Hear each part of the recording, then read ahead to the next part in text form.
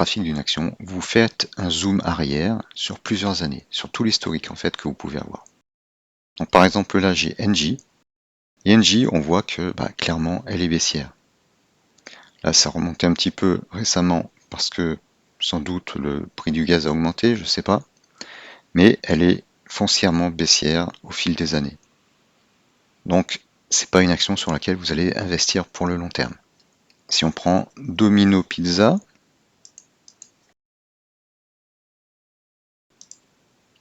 on voit que elle est haussière depuis 2011 à peu près.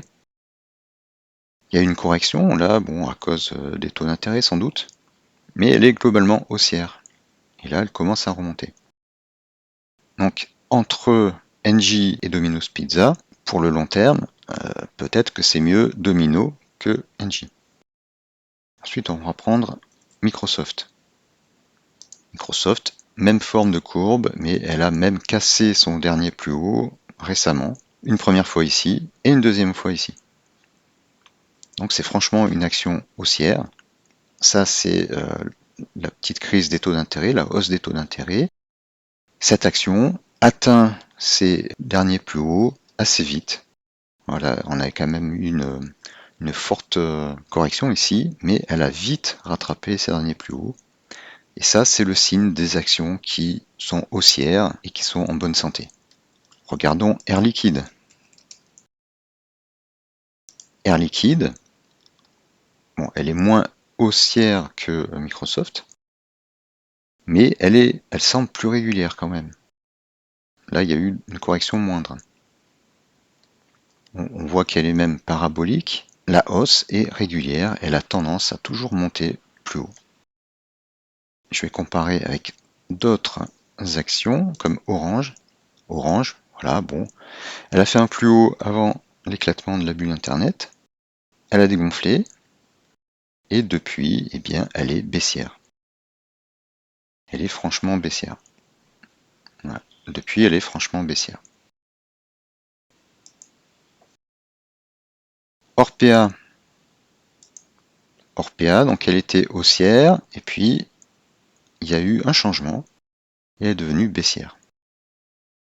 Voilà, donc il faut surveiller sur les corrections, voir si on est juste dans une correction ou si on entre dans une longue tendance baissière. Après, il y a des cas plus difficiles, comme par exemple Bouygues. Bouygues, on fait un zoom arrière, on voit qu'il y a eu des plus hauts, bulle Internet, avant 2008. 2008, ça lui a fait assez mal, mais depuis, elle stagne. Alors c'est déjà bien, elle ne baisse pas, mais elle stagne dans un grand canal horizontal, avec une légère orientation vers la hausse, mais pas beaucoup. Donc cette action-là, on l'achètera plutôt dans les plus bas. On a aussi un bon dividende. En ces actions qui font un long canal horizontal, il y a AXA. AXA qui a atteint les plus hauts, qui est actuellement au plus haut, sans doute grâce à la hausse des taux d'intérêt, mais elle est dans un canal. Donc vous en concluez rapidement que il ne faut pas l'acheter au plus haut, mais plutôt dans les plus bas de ce canal horizontal.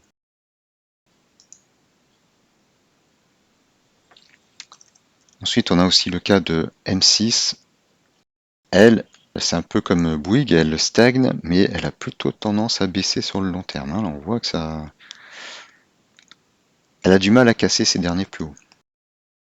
Et on a le même profil avec TF1, je crois que c'est un peu moins bien, voilà, TF1 et baissière.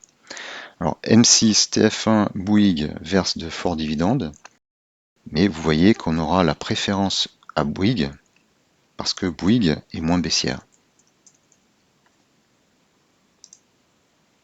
Voilà. Déjà, elle a fait un plus haut que TF1 et M6 ici, et puis elle a l'air de mieux se comporter, de rester plus constante autour de la moyenne que TF1 et M6.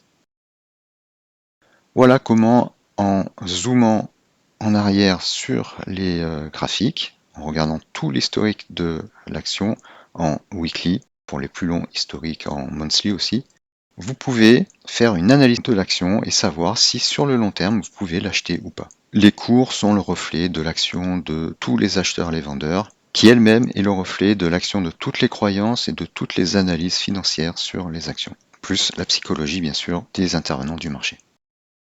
Merci d'avoir suivi cette vidéo et à bientôt.